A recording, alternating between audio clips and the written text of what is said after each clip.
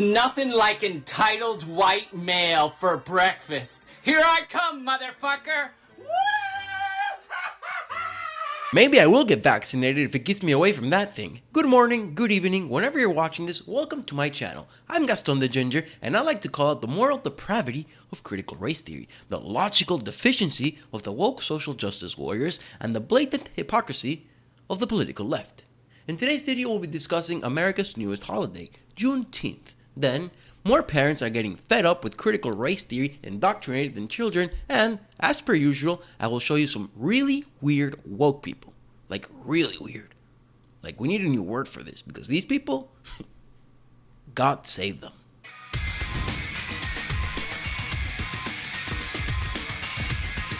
Today is Juneteenth, June 19th, but what is it? It's a day of commemoration when Union troops got to Galveston, Texas and said, hey, we won the Civil War, you lost. Slavery is over. Too bad, back off. A wonderful event, a wonderful day, and as of this week, a wonderful federal holiday to celebrate. Thank you, Joe, or whoever his handlers are. The first time I heard about Juneteenth was watching a show called Black AF on Netflix. My brother recommended the show to me, even though I didn't want to watch it. I watched it reluctantly, and I loved it. I binged the whole season in one day. It's a mockumentary. It's basically a black version of Curb Your Enthusiasm. I highly recommend it to everybody. But why am I talking about Juneteenth today? 3 reasons. 1, it's June 19th. 2, it became a federal holiday this week. And 3, AOC was asked if she's happy about the fact that it passed Congress. It became a federal holiday. You might be expecting that she was very happy. She wasn't. In fact, she was very upset because she claims, yeah, it passed, but many Republican governors are banning critical race theory from schools.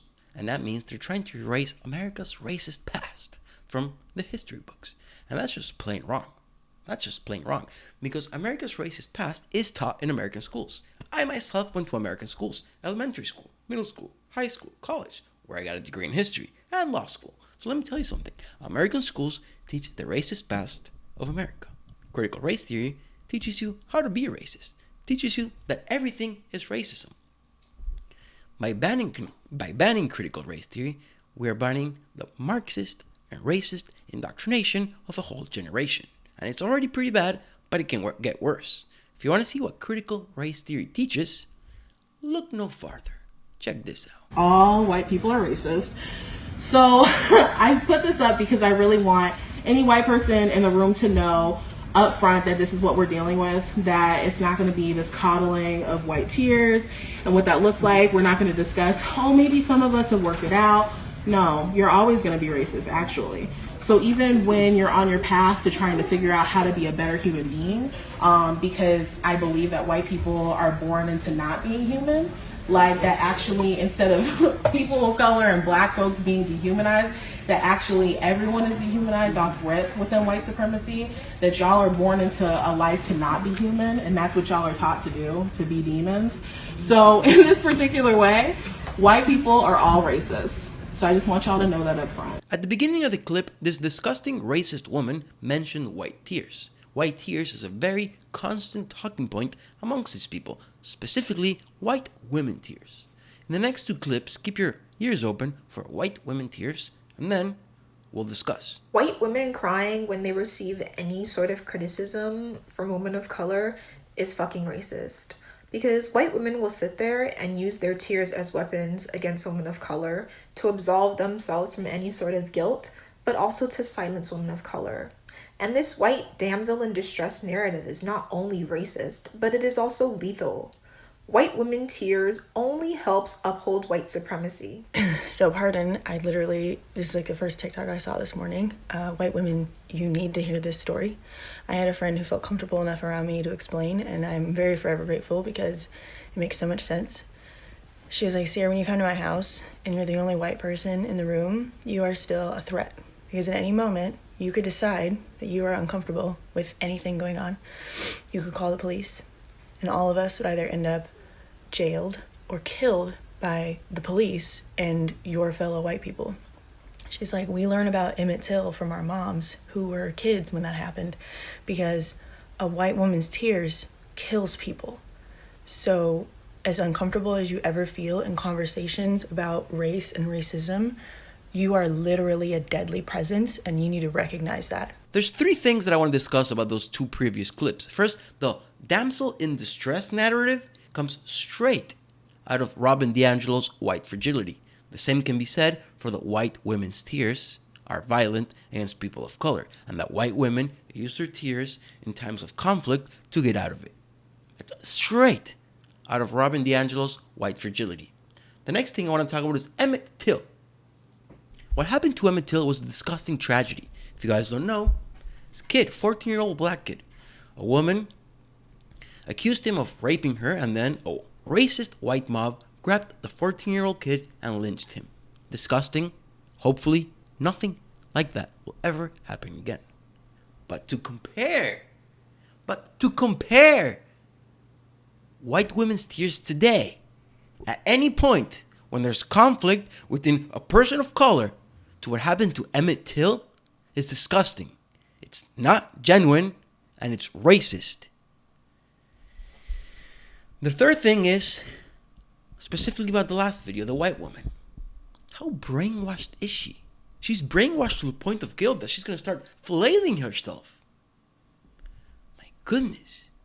Thankfully, as I've showed you in previous videos, many parents are finally waking up to the critical race theory indoctrination. Even some Democrats are waking up to it, and that is great. Maybe that can unify us. I've been showing you videos of parents going to school board meetings and really tearing them apart. I got a good one for you today.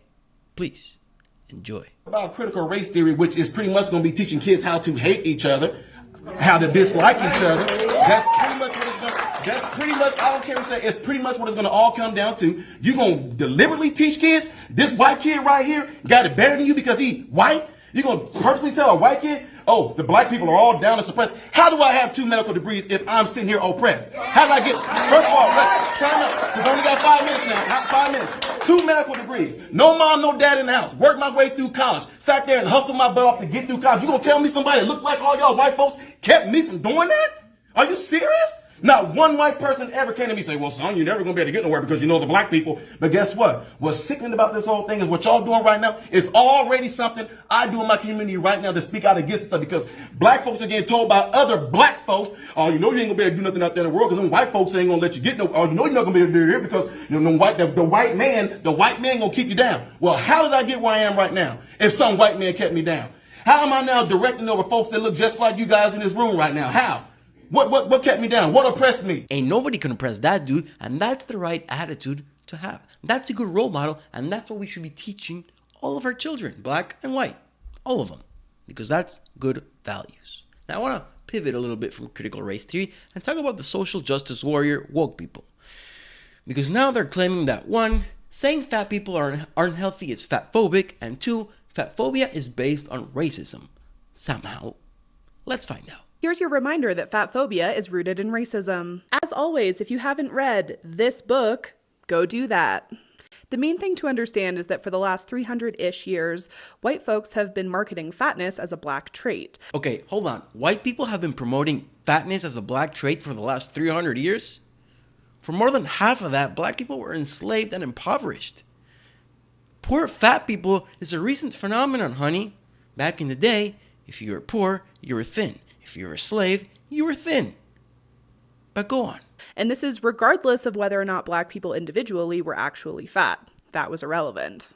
The message they spread was that black women specifically were ravenous and uncontrollable, and these barbaric traits made them fat. On the flip side, thinness was marketed as a white trait. Again, regardless of whether or not individual white people were actually thin, that was irrelevant. The idea was that white women specifically were refined and restrained, and this led them to having delicate, thin bodies. Over the years, these messages have become more subtle, but even today, they are still very prevalent in conversations around race, health, capitalism, and poverty. Anybody else get the feeling this lady's jumping through logical hoops in order to justify her blatant obesity? If I'm obese, that means I go against the racist patriarchy.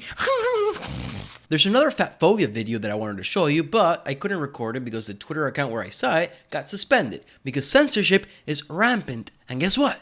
There ain't no vaccine for that, is there? Yet. But don't worry, I lose one video, I show you another one. This one, critical theory, it portrays how our children are being sexualized, indoctrinated into the sexualization culture. 5-year-olds encouraged to twerk, and our teenagers can't wait to turn 18 so they can have an OnlyFans account. Check this out. It's pretty sad.